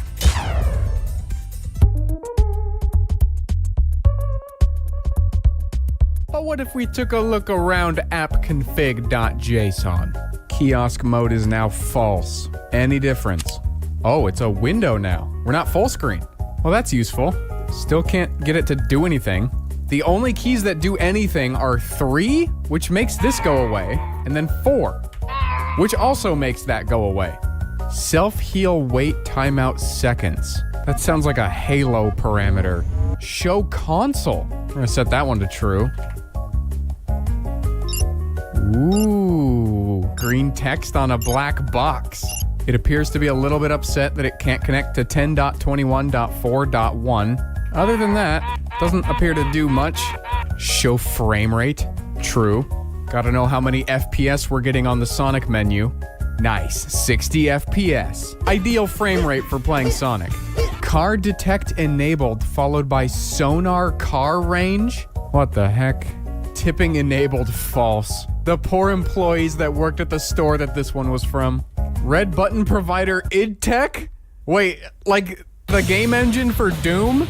Does this count? Did we run Doom? There's some red button stuff up here. Red button bad sensor check enabled. Red button bad time delay seconds. Red button event limit. Red button time limit seconds. None of this is really helpful. Oh, I didn't even notice this admin password in plain text. That might be helpful for something later. I think that's it for app config though. App config SPP. Scat ready. Yeah, that's not helpful. Activation. That is extremely not helpful. In the conf folder, there's a little bit more you can configure. I guess this is why our stall number has been... Supposedly we are store number 2104. Oh, I found the slideshow. Sonic Sans? Sonic license plate? Oh my goodness. All right, we're installing Sonic license plate. Oh my goodness. Install. Look at all of these burger images. Oh my god, look how tiny it is. Appetizing. Suggestive cell. Jeez Louise, try that with chili and cheese. These are amazing. I should make these into stickers. Cheesy melty. What more could you ask for? Take charge, make it a large combo. Take flavor up a notch. Try an ultimate chicken sandwich. Themes. This honestly looks so easy to modify. Like I could just make my own riced out version of the Sonic menu. If only I could figure out how to hit the big red button. Stall installer.exe. Oh, I don't think we have that, but you could use this to turn any computer into a Sonic computer instantly. If only. Oh wait, the stall installer extracts to app data. Wait, hold on, maybe it's still there. Oh, it's totally still there.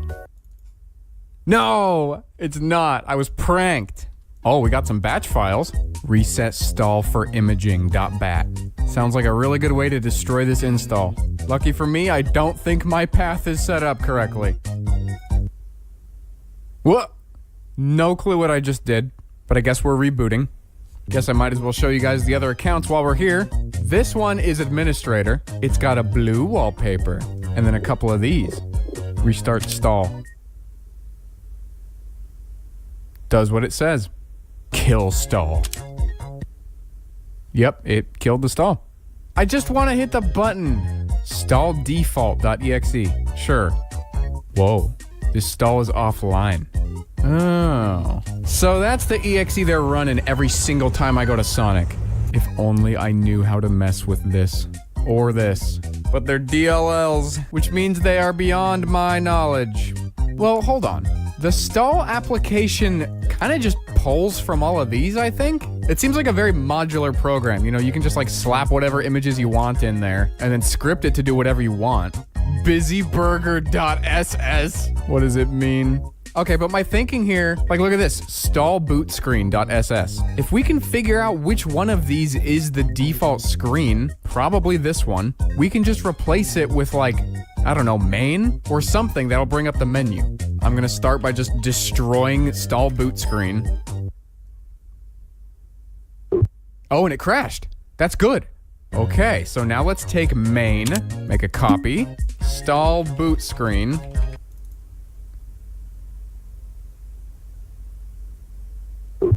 Nope, another crash. And that's not a good crash. In the middle of recording this video, the uploader of the original SSD images updated the archive page with 2 new images, mentioning that the old ones are broken. Gee, you think? As annoying as it was to learn that I wasted a couple of days trying to get these bad dumps to run, it is at least a little validating to know that it wasn't me that was the problem, and that I can keep my status as the second greatest technician who's ever lived. I downloaded one of the new images and booted into it in a VM, and this is awesome. But after kind of going through it a little bit, there really isn't very much here that I didn't already faithfully recreate in Windows 8. So this doesn't really help my cause of being able to hit the red button to use the Micros Oracle as a mini Sonic menu. I ended up putting my big boy pants on to take a look inside of that DLL that handles the button in Binary Ninja. And oh boy am I not qualified to use this program, but from what I can tell, it seems like there is something in there that could be used to manipulate the main stall program to register a button press. But I have no experience modifying memory at runtime or hooking into DLLs, and the me plus ChatGPT dream team couldn't get anything to work. And then... oh my god, they did it! Red button activated! They spoofed the button! Right as I was about to roll the dice on my own button. 2 members of the Bringus Studios Discord server, Xavier and Requi, were able to communicate with the DLL and get the program to register a button press. But it turns out it was all for nothing. As you can see, someone at Sonic will be with me soon. I got a feeling nobody is coming. A Sonic employee will add menu items to the screen manually based on what you tell them you want after you've pressed the button. And since I don't have a copy of the employee side software to properly communicate with the stall software, I have no way to see anything beyond this screen, and very little hope to ever place a Sonic order from the comfort of my car. At the very least, I just hope someone at Sonic got very, very confused by me if this thing actually does communicate to some server somewhere. But it does look like this is where the journey ends for Sonic OS. I want to give a shout out to the Micros Oracle for being a complete piece of fucking garbage that I am promptly hucking back into the scrap heap. It ain't great, and it gets a 2 out of 10. Thank you for watching. I'll see you in the next one. Hi, I tried to place an order at home on my computer, but I couldn't get it working. So that's why I'm here now. But can I just get like a soft pretzel twist? That'll be it. Just the pretzel by itself? Yeah. Right as we were leaving, too.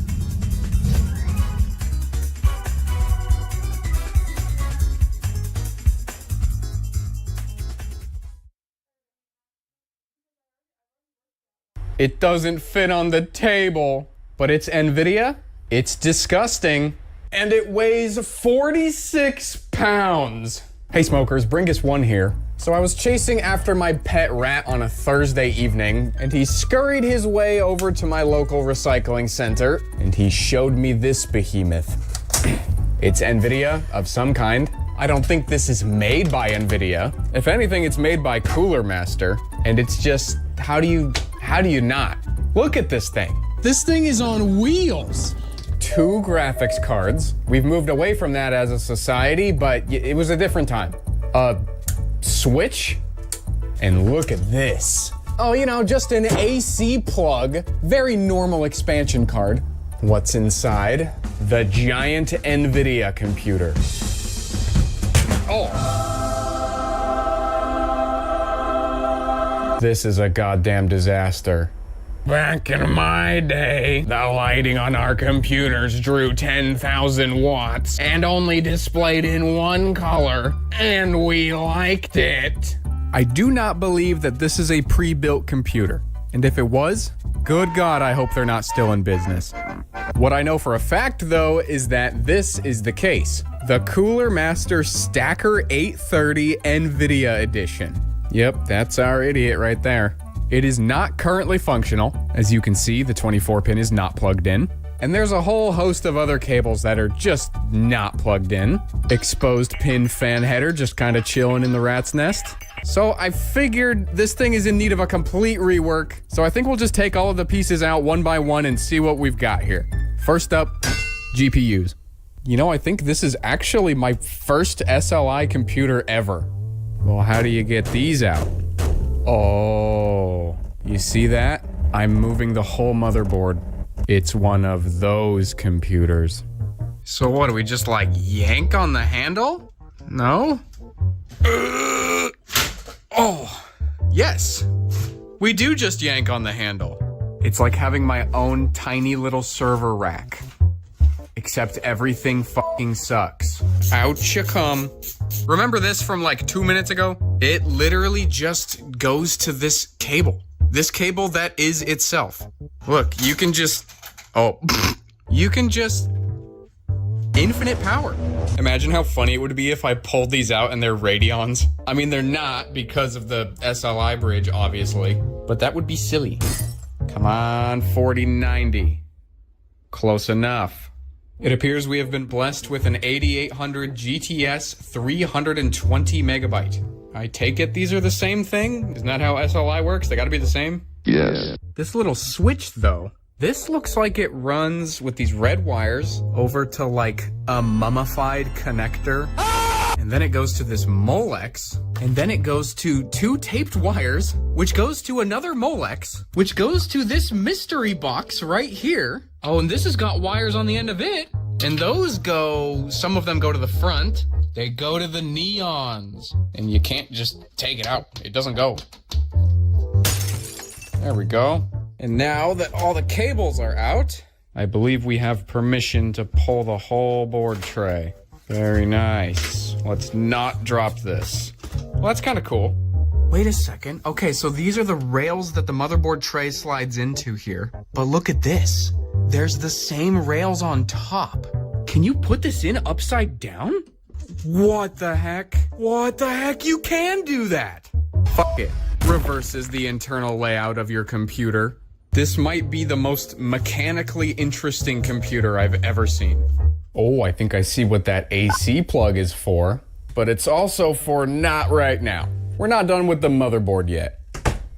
This is one of them EVGA boards, huh? I was gonna take the motherboard out, but this actually makes for like a pretty good test bench, so I guess we'll just power it on like this. I guess I'll be merciful to the CPU today and plug its cooling back in. What are we working with denotation-wise today? Ballistics Tracer? Okay, we'll get the Overwatch joke out of the way right now, because these are actually super cool. This is one of the only boomer tech things I do know about. Alright, are you ready for this? Keep an eye on those dims. Aha, look at that! Look at it dancing, dude!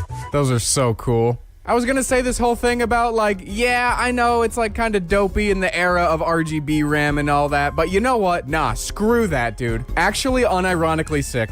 Crucial, I am calling out to you right now. Bring this back. But, I think the motherboard works.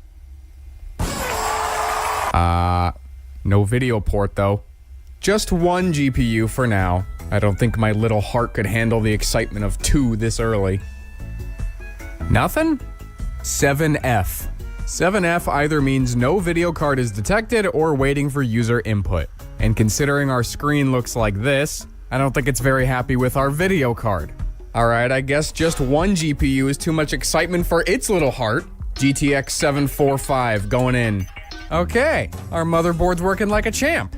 Intel Core 2 Quad CPU, 2.5 gigahertz. It's a Q9300. That sounds good. For this era, we are like on the bleeding edge of my knowledge. This was like right before my time. But why didn't our GPU work? Hold on, one more time. Oh. All right. Ooh, Smells like old in here. Enable disable the system to show full screen of NVIDIA logo during boot up time. That is the most NVIDIA feature I've ever heard of. Yo, wait. That's the EVGA logo. I mean, that's cool too. EVGA's a homie. Do they still make motherboards? I know they stopped making GPUs. Rest in peace, EVGA. They're not even like gone as a company. I don't know why I said rest in peace. They don't make the thing that I want to buy from them, so they're dead to me apparently. Oh, look at that, right at the bottom there. 100 watt USB and 15 watt wireless charging on this? No, stupid. Using the sponsor of today's video, Ugreen. He'll even let you know how he's feeling. But say a face. I don't think there's much left to do in here though. It's so weird to just see NVIDIA plastered all over this motherboard though.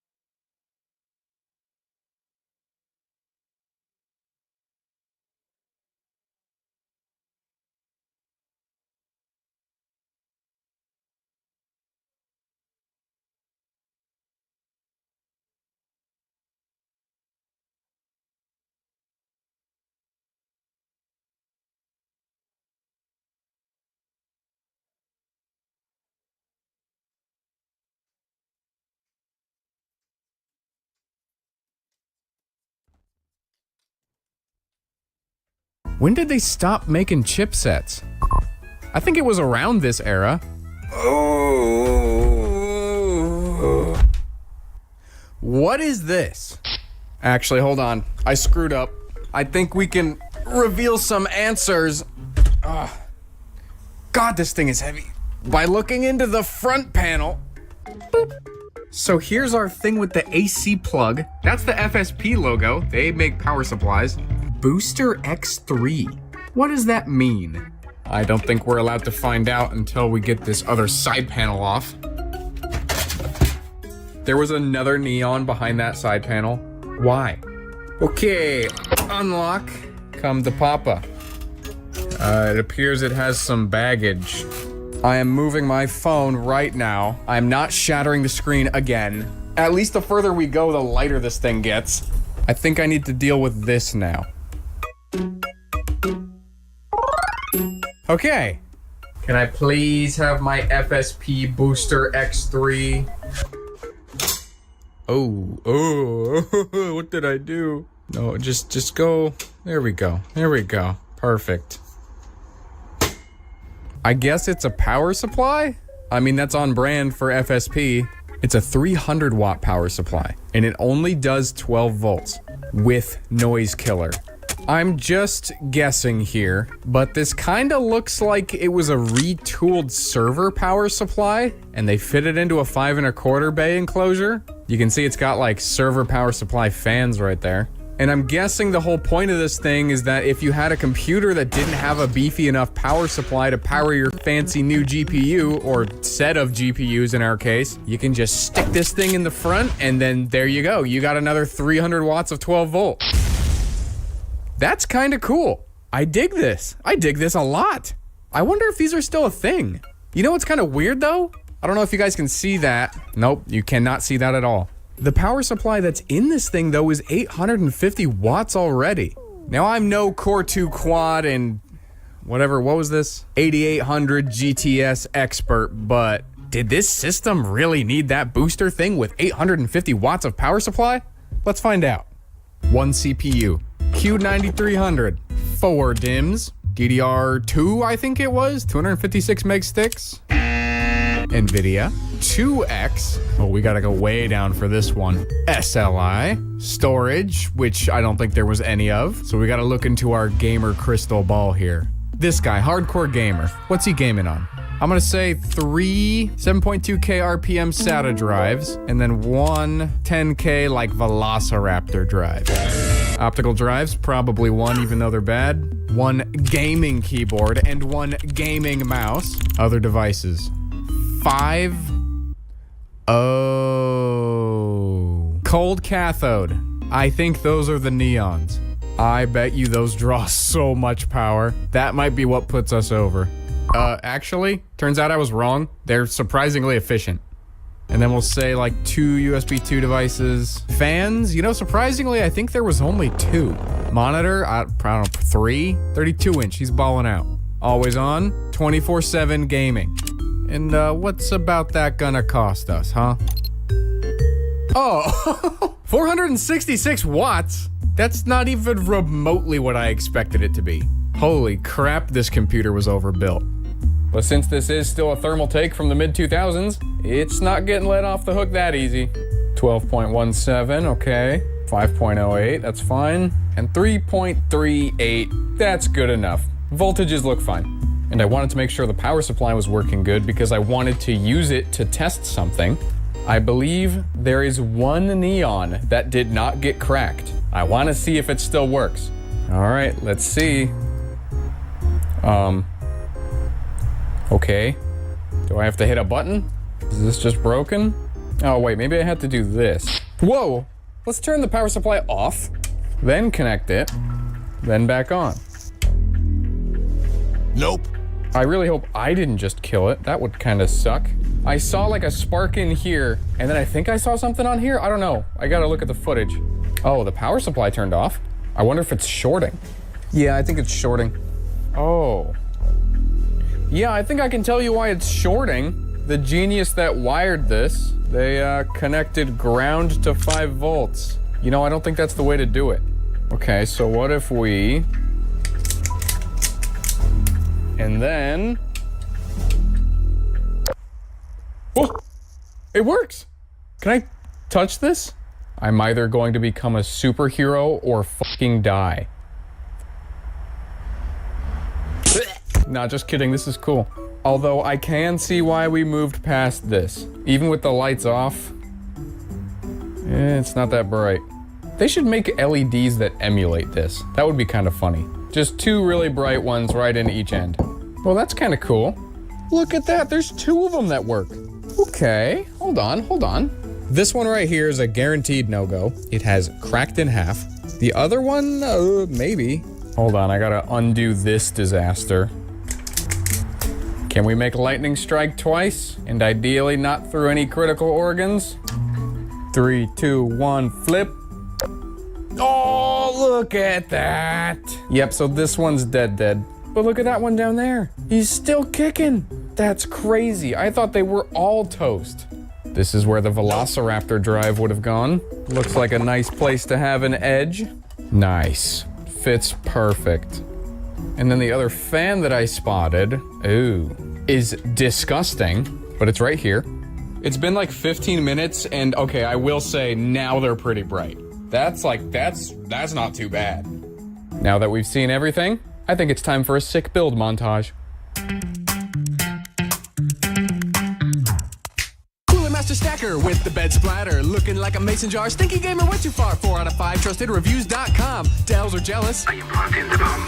And force is the only force for me. I got a Core 2 Quad in my new hot rod. Before I die, I'm trying SLI. Green neons are lit. Let's do this shit.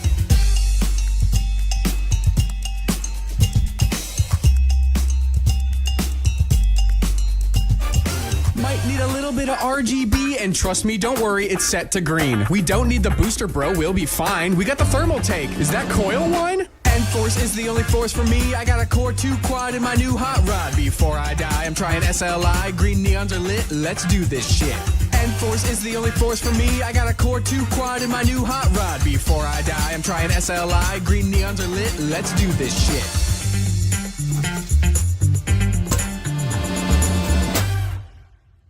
Here she is, complete. Oh, wait, hold on. Didn't turn on the neons. There we go, look at that. I managed to keep the bottom ones and then one on the interior. And then I was hoping that this LED light bar would kind of match that guy, but the LEDs completely blow it out. We've got the dual 8800 GTSs. They're connected with the SLI bridge. Two 2 terabyte hard drives for a total of 4 terabytes of gaming. Edge SSD because, I don't know, screw you. The cables have been technically managed. It's the best we're gonna get with this nearly 20-year-old case. Like you just heard in the musical number, we do not have the booster anymore. Based on our math, we shouldn't need it. Shouldn't being the key word. Let's get this guy on the road. Okay, slight problem. It's not booting. So look at this, we'll give it the old Control-Alt-Delete, and it posts, but then it never gets past.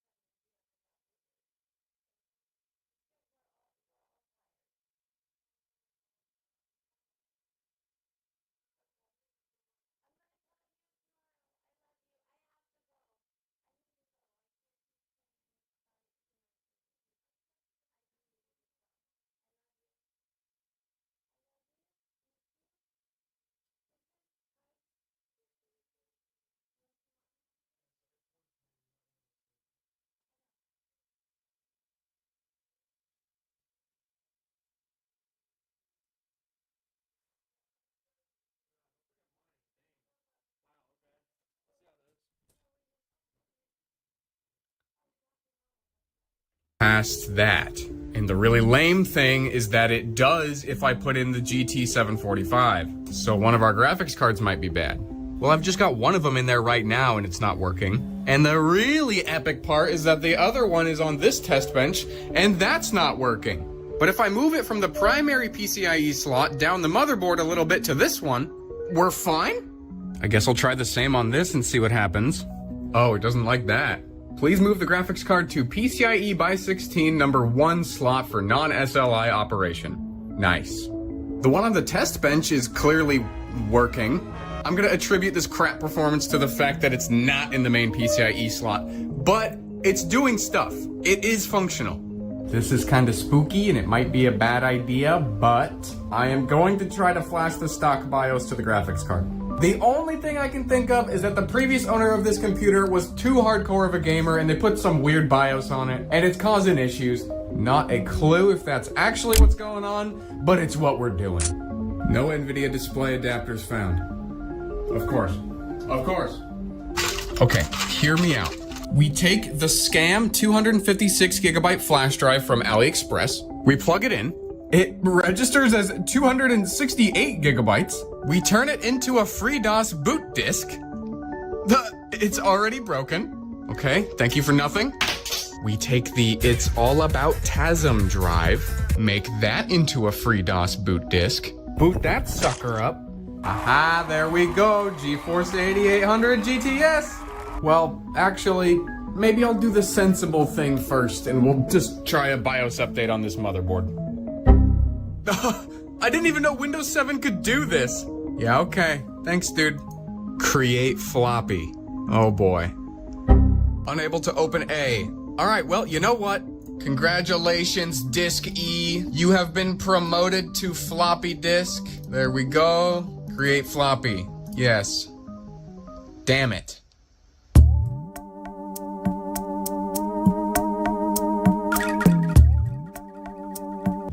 Yeah, you know how I feel about these things, but this was the only way to get the BIOS updated. In you go.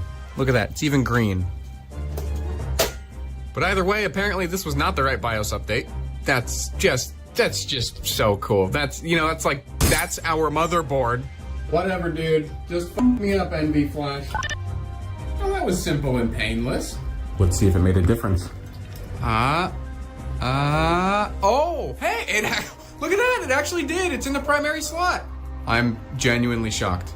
So now I guess we just gotta do it with this one?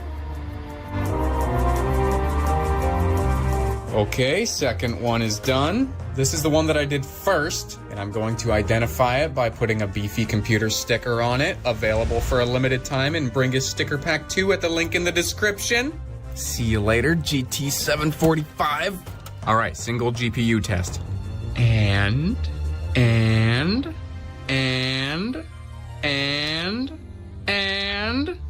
oh, oops, it's still booting the BIOS update. And,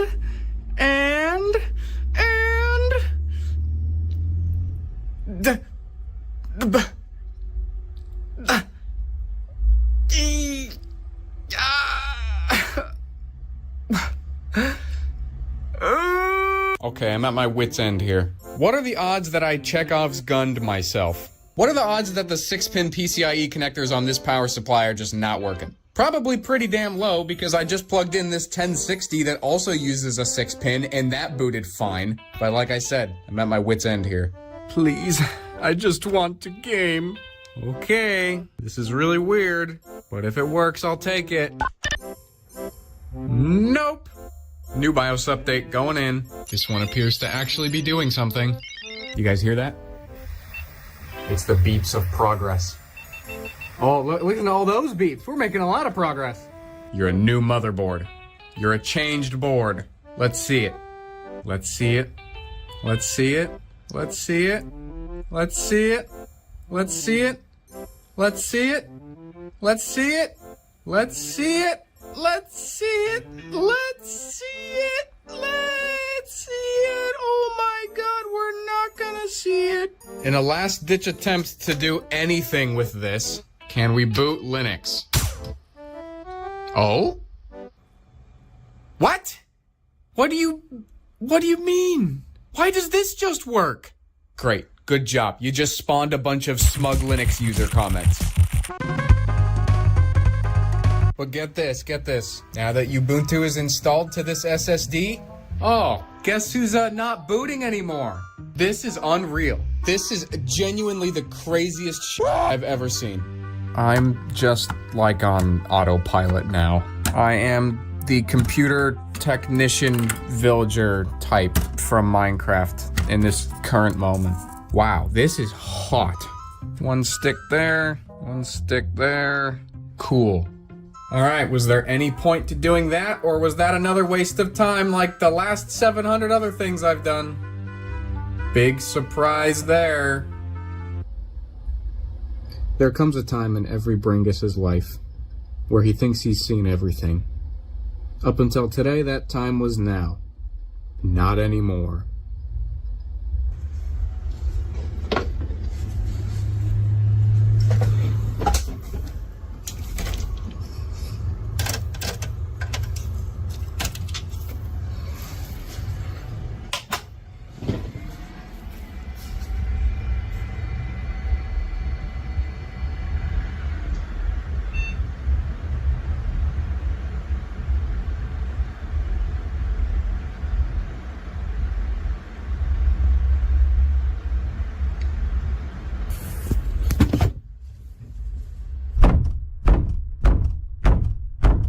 It was the capture card the whole time.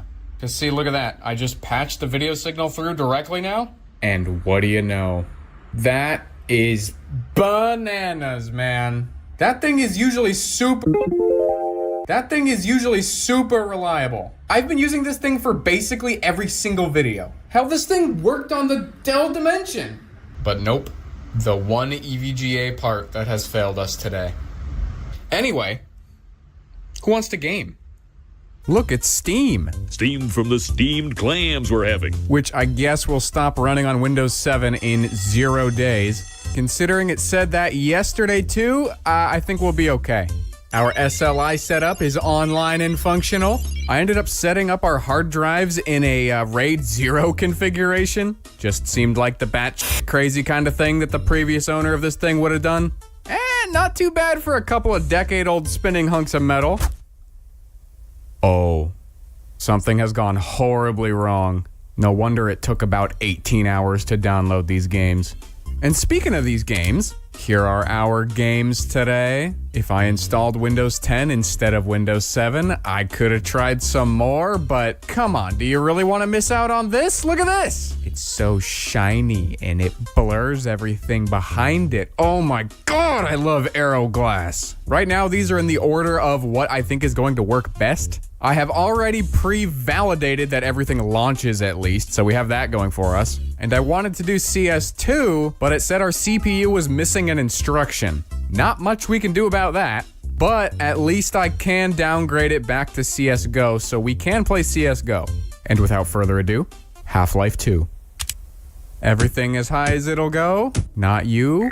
Windows Aero extensions enabled. Now, when is the last time that you could turn that on and it actually meant something? HDR full, use bloom when available. That setting alone is really gonna bring me back to the Windows 7 era. Highway 17. I love looking at the sky and seeing white. Wait, why do I have the controller UI? Yeah, this runs about as good as I was expecting. I'm sure Half-Life 2 is a little bit heavier now that it's been updated to hell, but 1080p all high, I haven't even seen it go below 70. Our CPU's actually staying nice and cool. It's not under the hardest load, so we'll see how it goes later. Our GPU though, so we've already maxed out our RAM, and the usage on the GPU being so high is expected. Our CPU can handle it fine, the GPU, I wanna see if we make this a little less dependent on the GPU, especially the VRAM, because we're like out, then what kind of FPS do we get? Half-Life 2 for the Nintendo DS. Oh wow, we cut the VRAM usage in half. The core usage is down by about half too. But now we're like over 200 FPS. Okay, so we are going to be severely GPU bottlenecked today, which is funny considering we have 2 of them. The technology connection strat did not work out in our favor today. 4 health. And with that, Team Fortress 2. Everything high, I want to see this thing cook. Yeah, like that. Just like that. I can already tell this is going to be one of those computers where I should probably hover over all the characters to get their models to load. Oh, this is barely hanging on. Wait. Look at how slow I'm moving. I'm holding D. Why am I moving so slow? What? I'm not crouched. What's happening? I've actually like never seen this. Are my keys unbound? No. Why am I going so slow? Nice hustle, tons of fun. How is this even possible? Hold on, let me change to soldier. How about now? There we go, we can move fine. Back to scout.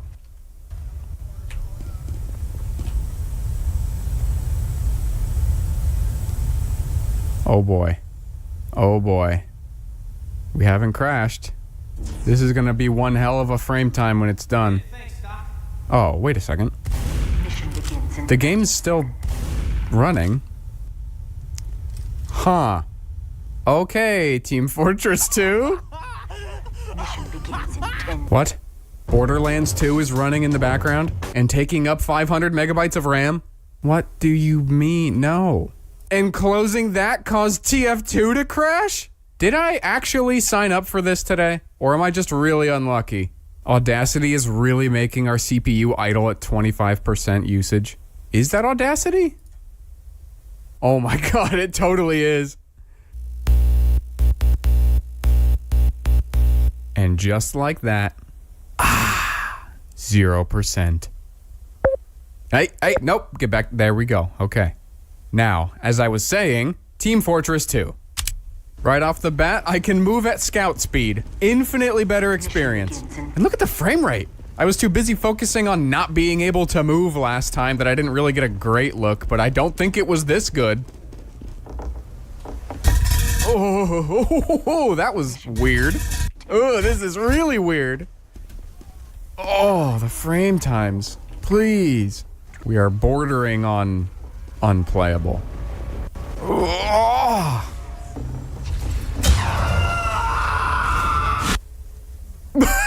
Okay, this is not gonna work. It's from this, I'm guessing. So if we take our models and textures down, that should help a lot.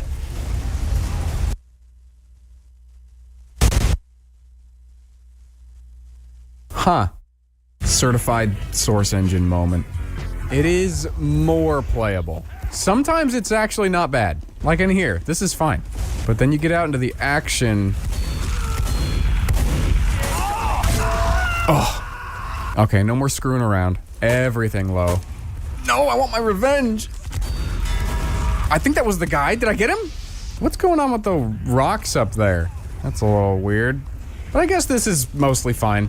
If this was a DDR3 system, it would probably help quite a bit because then when the RAM overflows in the graphics card and it has to go to system RAM, it's at least a little faster than DDR2. He needs some milk. Oh, you know, I bet this would pop off on Turbine. Holy crap, Lois, the Thompson? Oh yeah, tiny little enclosed map like this. This brings me back to the good old days. Gaming on my piece of crap little compact laptop. Playing nothing but 24/7 Turbine because it couldn't run anything else. Using that weird like N64 looking ass texture pack. Good times. But the good times are over. It's Skyrim time. Once again, we're gonna start with the highest graphics, 1080p, and then it's probably going to crash and burn. But if that's not what you're here for, I have no idea what you're doing right now. What? Wow.